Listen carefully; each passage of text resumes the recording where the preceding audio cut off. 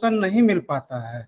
हम स्वस्थ रहने के लिए भोजन के द्वारा ऊर्जा और पोषक तत्व प्राप्त करते हैं, परंतु यदि भोजन में प्रोटीन, कार्बोहाइड्रेट, वसा, विटामिन एवं खनिज लवण सहित उचित एवं पर्याप्त पोषक तत्व नहीं मिलते हैं या फिर वो सही मात्रा में उपलब्ध नहीं हो पाता है, तो ऐसा स्थिति कुपोषण कहलाता है और हम कुपोषण के शिकार हो सकते हैं। और अंततः ये स्थिति बहुत गंभीर भी हो सकती है। इसको दो कैटेगराइज में किया जा सकता है, दो तरह से। एक बात करते हैं वजन का कम हो जाना, दूसरा बात कर सकते हैं वजन का बढ़ जाना, मतलब कि ओबेसिटी या मोटापा।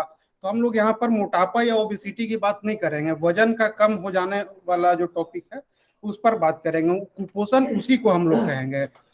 कुपोषण को WHO 4 तरह से डिवाइड किया है। पहला जो है निर्बलता या वेस्टिंग, इसमें होता है कि बच्चे का वजन उसके कद या लंबाई के अनुपात में कम होता है। दूसरा हो गया नाटापन, जिसको स्टनिंग भी कहते हैं।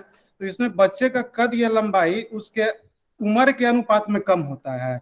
तीसरा हो गया वजन का कम हो जाना, मतलब कि उम्र की और लंबाई तो बढ़ रहा है लेकिन उस दोनों के हिसाब से वजन नहीं बढ़ रहा है।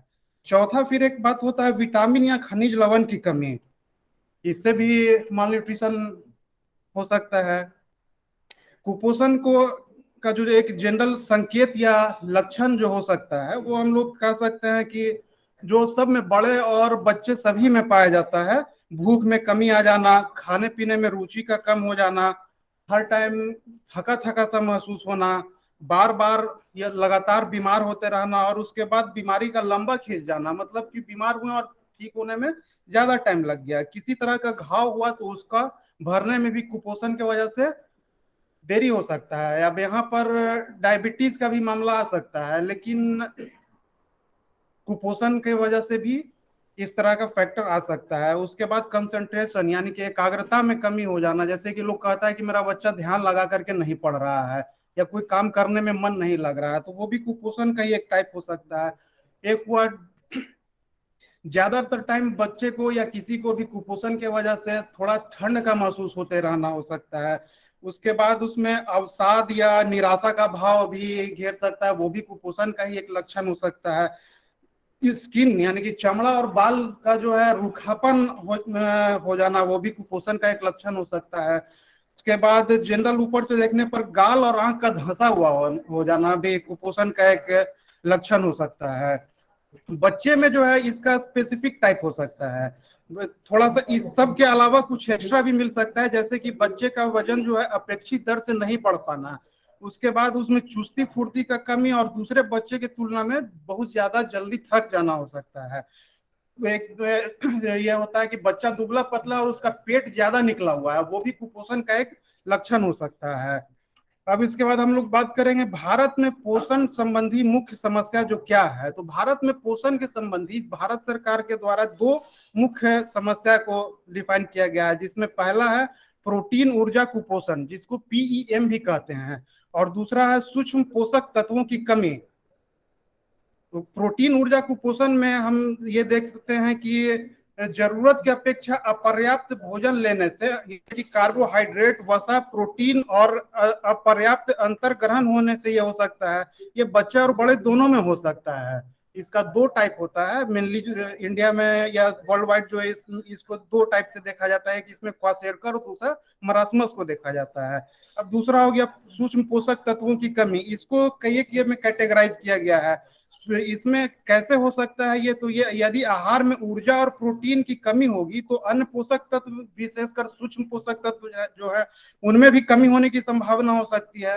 ये सूक्ष्म पोषक तत्व क्या हो सकते हैं, तो ये सूक्ष्म पोषक तत्व विटामिन ए हो गया, आयोडीन हो गया, आयरन हो गया, calcium, folic acid, vitamin B12, बहुत सारा कुछ हो सकता है। लेकिन भारत सरकार के द्वारा इसमें तीन चीज को ज्यादा स्पेसिफाई किया गया और हाईलाइट किया गया है। इसमें पहला है लौह तत्व, यानी कि आयरन की कमी, यानी कि अरक्तता, जिसको IDA कहा जा रहा है। यह पूरे वर्ल्ड में वर्ल्ड वाइड फैला हुआ है, चाहे डेवलप कंट्री हो या डेवलपिंग कंट्री हो या पुअर कंट्री, सभी जगह ये मौजूद है। इसमें संवेदनशील वर्ग कौन कौन सा हो सकता है जो भारत सरकार कैटेगराइज किया है, उसमें संवेदनशील वर्ग में चार कैटेगराइज किया गया है। पहला है गर्भ धारण करने वाली महिलाएं, दूसरा है किशोरी बालिकाएं, तीसरा है गर्भवती महिलाएं, चौथा है विद्यालय जाने वाले बच्चे। लौह तत्व की कमी, खून में कमी, एक जनरल भाषा में कहा जा सकता है कि खून की कमी। तो खून की कमी का ऐसा मतलब नहीं है कि खून कम गया बदन में, खून में हीमोग्लोबिन जो होता है उसकी कमी हो जाती है। तो हीमोग्लोबिन का जो काम है शरीर में ऑक्सीजन को पहुंचाना, पूरे शरीर को ऑक्सीजन का सप्लाई करना होता है। तो उसका लक्षण जो हो सकता है, क्या हो सकता है कि थोड़ा सा काम करने के बाद सांस का फूलना, या बहुत जल्दी थक जाना, या निढाल महसूस करने लगना हो सकता है। प्रेग्नेंट लेडी में इसका दो खास इफेक्ट है, जिसको कि भारत सरकार इसके ऊपर ज्यादा प्रोग्राम हीमोग्लोबिन यानी कि को बढ़ाने के लिए, यानी कि अरक्ता को दूर करने का मेन जो मोटो है प्रेग्नेंट लेडी में, आयरन का टैबलेट जो दिया जा रहा है। एक कारण होता है एबनॉर्मल ब्लीडिंग, और दूसरा है pre mature delivery. Pre term delivery और एबनॉर्मल ब्लीडिंग जो है वो आयरन की कमी के वजह से ही होता है। दूसरा है विटामिन ए की कमी। तो विटामिन ए की कमी के जो है वो आंखों की रोशनी के लिए, उसके बाद डेवलपमेंट यानी कि वृद्धि के लिए, और रोग प्रतिरोधक क्षमता को बढ़ाने के लिए किया जाता है। विटामिन ए की कमी से सबसे कॉमन जो बच्चों में बीमारी होती है वो रतौंधी है। और बच्चों में ये चीज पता भी नहीं चलता है कि उसको रतौंधी है, इसलिए कि बच्चा बता नहीं सकता है, और धीरे धीरे अल्टीमेटली अंधापन की तरफ लेकर के चला जाता है। तीसरा जो है आयोडीन हीनता विकार जिसको कहते हैं, यानी कि IDD, iodine deficiency syndrome disease. ये आयोडीन का काम जो है शरीर और मानसिक वृद्धि के लिए जरूरी होता है। भोजन में आयोडीन की कमी का प्रभाव सिर्फ ऐसा नहीं है कि बड़े लोगों पर ही होता है, इसका प्रभाव भ्रूण अवस्था से लेकर के प्रौढ़ अवस्था तक भी पड़ता है। इसकी कमी से एक पहले ज्यादा बीमारी दिखा करता था गला में बढ़ जाना, जिसको कि गलगंड या बोलते थे, या घोंगा बोलते थे, वो हो गया। इसकी कमी से थायराइड हार्मोन अपर्याप्त मात्रा में बनते हैं। गर्भावस्था में आयोडीन की कमी से भ्रूण के मानसिक मंदन और जन्मजात विकृति के रूप में इसकी डिफॉर्मिटी सामने आती है। आयोडीन हीनता का जहां तक मामला वर्ल्ड वाइड है, तो 13% वर्ल्ड का पॉपुलेशन इससे इफेक्टेड है। और एक सर्वे बता रहा है कि ये फ्यूचर में हो सकता है कि इससे 30% लोग इससे इफेक्टेड हो सकते हैं। अब कुपोषण का रिलेशन बिहार और भारत में कुपोषण का क्या स्थिति है, इसके बारे में हम लोग इस पर एक चर्चा कर लेते हैं। पूर्व प्रधानमंत्री डॉक्टर मनमोहन सिंह ने एक बात बोला था कि कुपोषण राष्ट्र के लिए शर्म का विषय है। उसके ऊपर कुछ डाटा है गवर्नमेंट का, उसमें डाटा में आप पा सकते हैं। वैश्विक भूखमरी सूचकांक 2019 का डाटा है, जो 117 देश के बीच सर्वे किया गया था। उस डाटा में इंडिया का पोजीशन 102वां था, जबकि 2018 में जो ये सर्वे हुआ था उस टाइम इंडिया का पोजीशन 103वां था। तो 18 और 19 में हम लोगों ने कोई बहुत ज्यादा डेवलपमेंट या तरक्की नहीं किया। 117 देश का हुआ, एक साल हम लोग 103 पर थे, दूसरे साल 102 पर थे, तो कोई खास तरक्की नहीं हुआ। उसके बाद आप बात कर लेते हैं यूनिसेफ 2017 का जो डाटा है, वो कह रहा है कि सबसे कम वजन वाले बच्चों की संख्या के देश में भारत 10वें स्थान पर है। लैंसेट 2019 का एक सर्वे है कि 5 वर्ष से कम आयु के बच्चों की 1.04 मिलियन मौत भारत में हुई है, जिसमें से कि 2/3 हिस्सा सिर्फ कुपोषण के वजह से हुआ है।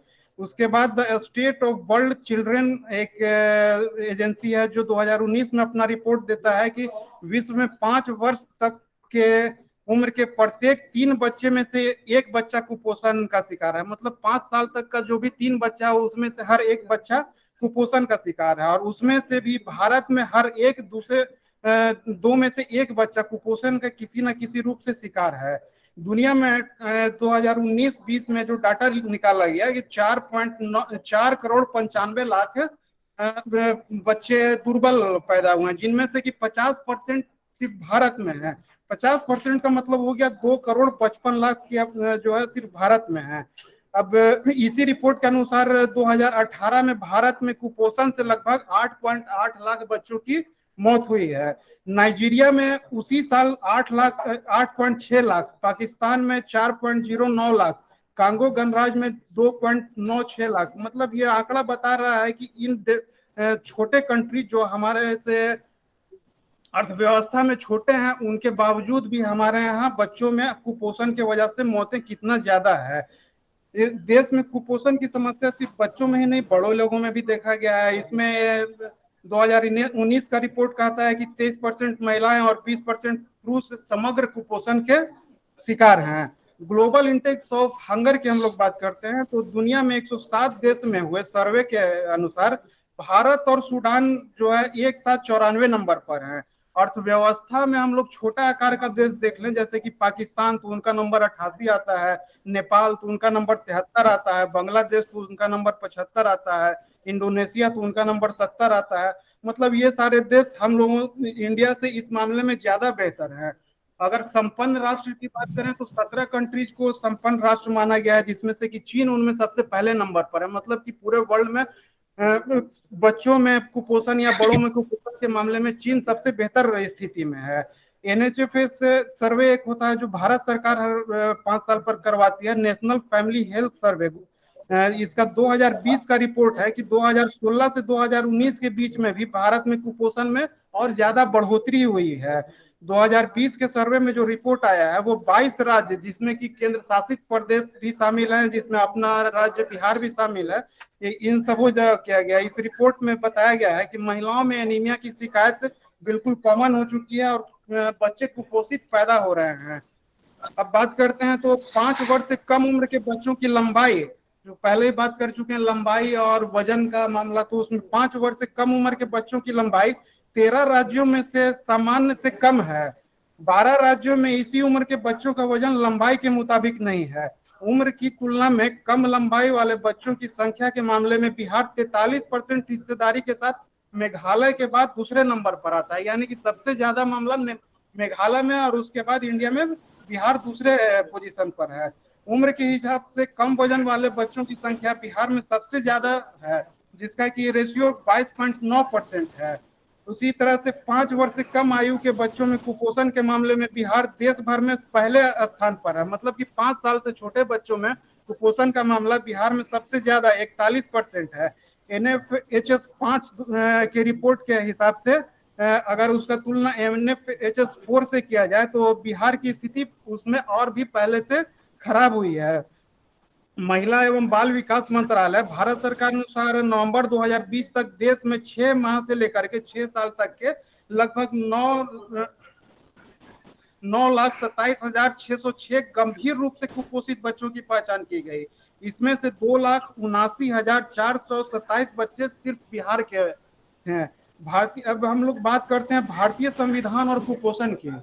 तो भारतीय संविधान में कुपोषण को किस तरह से देखा गया है, तो संविधान के अनुच्छेद 21 और अनुच्छेद 47 में इसके बारे में बात किया गया है। यह कहता यह है कि भारत सरकार के सभी नागरिकों के लिए पर्याप्त भोजन के साथ एक सम्मानित जीवन सुनिश्चित करने हेतु उचित उपाय करने के लिए बाध्य करते हैं। अनुच्छेद 21 के अनुसार किसी भी व्यक्ति को उसके जीवन अथवा निजी स्वतंत्रता से वंचित नहीं किया जा सकता है। जीवन अथवा निजी स्वतंत्रता, यहाँ पर जीवन से में खाना भी जीवन का ही एक पार्ट हो गया, ये बात कहा जा रहा है। उसी तरह से अनुच्छेद 47 के अनुसार राज्य अपने लोगों के पोषण स्तर और जीवन स्तर को ऊंची करने तथा लोक स्वास्थ्य में सुधार को अपने प्राथमिक कर्तव्य के रूप में शामिल करेंगे। अब कुपोषण का स्थिति हम लोग देखें इंडिया में क्या है और संविधान में क्या कह रहा है, तो एक विडंबना ये भी है, जो कि मेरा अपना इसमें थिंकिंग है कि भारत में भोजन का अधिकार को मौलिक अधिकार के रूप में लागू किया जाना चाहिए था, लेकिन अभी तक लागू नहीं किया गया है।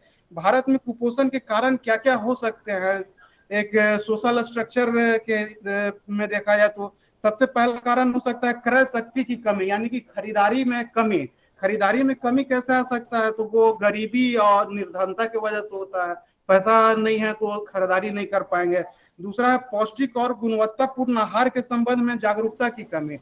मार्केट से खरीदने की कैपेसिटी है, लेकिन क्या सही है क्या गलत है इसका पहचान नहीं है, तो कुछ भी खरीद लिया कुछ भी खा लिया, वो भी सही नहीं है।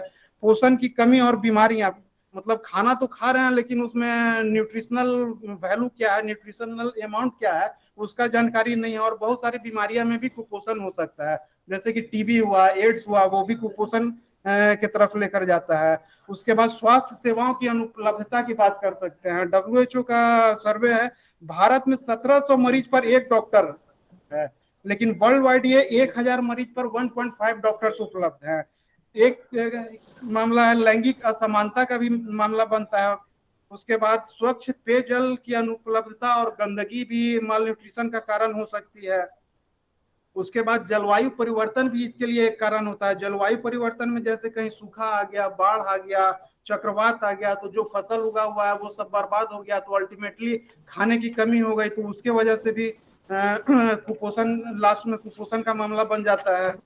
सरकार के द्वारा इसके लिए क्या क्या प्रयास किए गए हैं अभी तक, तो सरकार के कुछ खास स्कीम इसके लिए बनाई गई। सरकार ने राष्ट्रीय पोषण नीति 1993 में लागू किया। उसके बाद 1995 में मिड डे मील कार्यक्रम लागू किया। ये कार्यक्रम जो है उस समय के मानव संसाधन विकास मंत्रालय, जो अभी का शिक्षा मंत्रालय है, उसके तहत चल रहा, और ये इसको रेगुलेट करने का काम स्कूल शिक्षा एवं साक्षरता विभाग के अंतर्गत आता है।